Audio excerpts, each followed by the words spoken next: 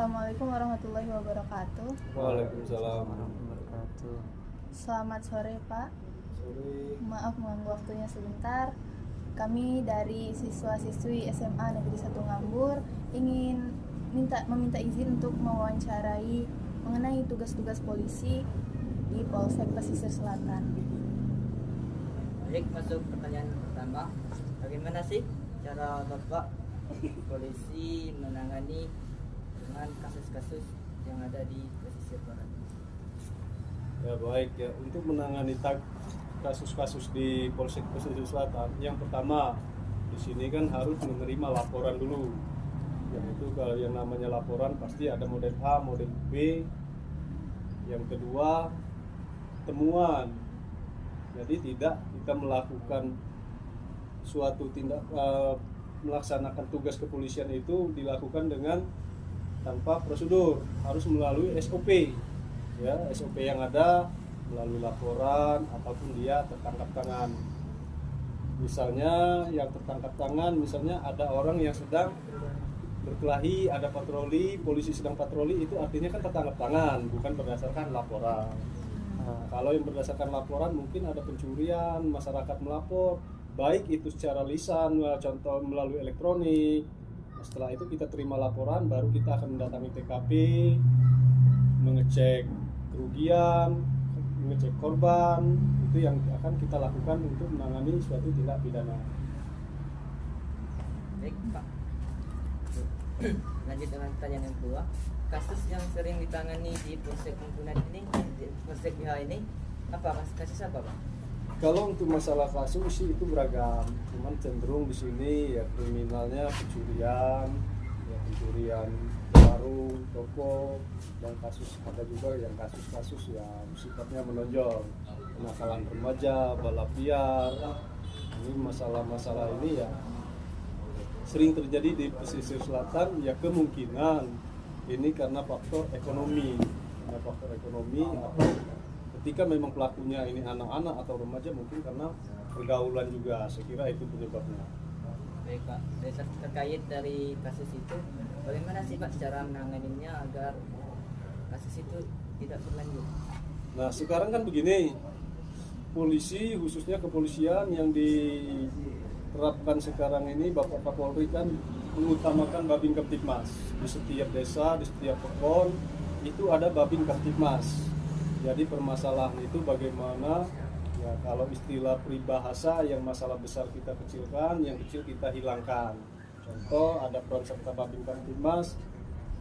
Kalau ada perkara mungkin antar warga, ribu tetangga, ya ini kita selesaikan, kita mediasi melalui Babin Kamtibmas dan aparat desa setempat, supaya ya tidak sampai mereka ke kantor polisi yang membuat mereka nanti ya lebih susah lagi nanti kalau udah karena ini melalui proses hukum. Artinya kita berikan seluas-luasnya oleh Bapak Kapolri, selagi itu bukan tindak pidana yang sifatnya narkoba, perlindungan anak. Nah ini masih bisa kita serahkan ke Babin untuk melalui rembuk pekon ataupun rembuk desa.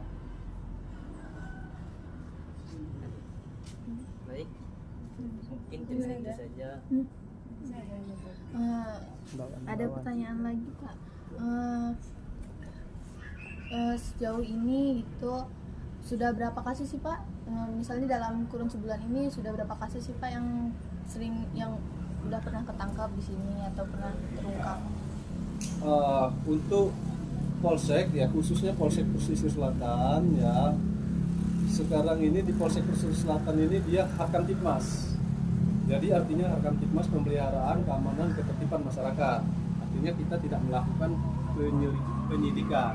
Jadi walaupun ada laporan, kita menerima laporan, selanjutnya akan kita teruskan ke Polres Pesisir Barat. Itu jumlah kasus ya mungkin selama ini ya kita di kasus itu, kalau berbicara jumlah saya kira ya semuanya ada di buku register ya mungkin ada 4 atau 3 kasus gitu, untuk ya bahkan karena relatif aman ya mungkin kadang-kadang tidak ada laporan di Polsek Pesisir Selatan ini. Saya kira kalau untuk jumlah realnya ya di situ ada di buku register, karena kita terima LP-nya kita berikan ke melalui aplikasi DOS ke Polres Pesisir Barat. Ada pertanyaan lagi Pak. Ya. Jenis sanksi yang akan diterima oleh pihak-pihak tertentu itu apa?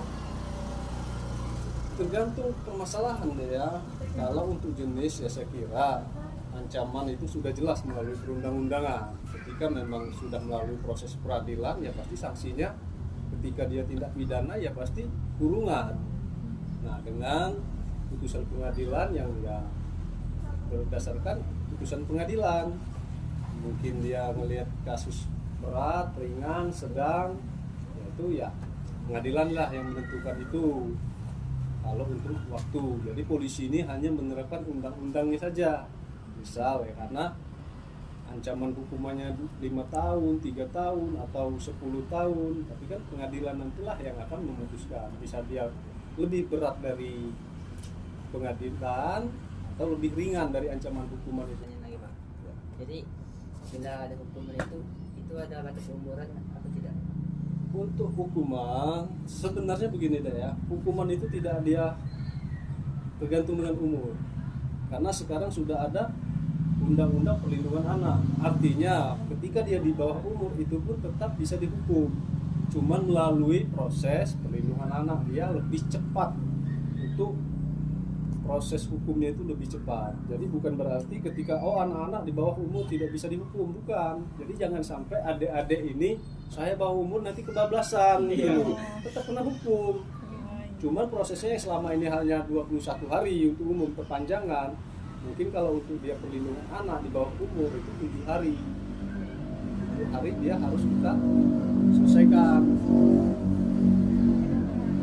Jadi itu ya, kalau untuk anak-anak bukan berarti anak-anak itu tidak bisa dihukum, tapi kita lihat dulu perkaranya seperti apa. Itulah pracerta Babin itu tadi.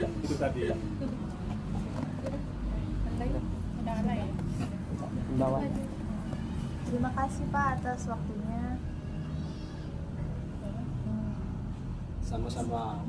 Ya. Kami akhiri. Ya. Assalamualaikum warahmatullahi wabarakatuh. Waalaikumsalam. Assalamualaikum warahmatullahi wabarakatuh. Makasih ya Pak ya, waktunya Pak. Apa namanya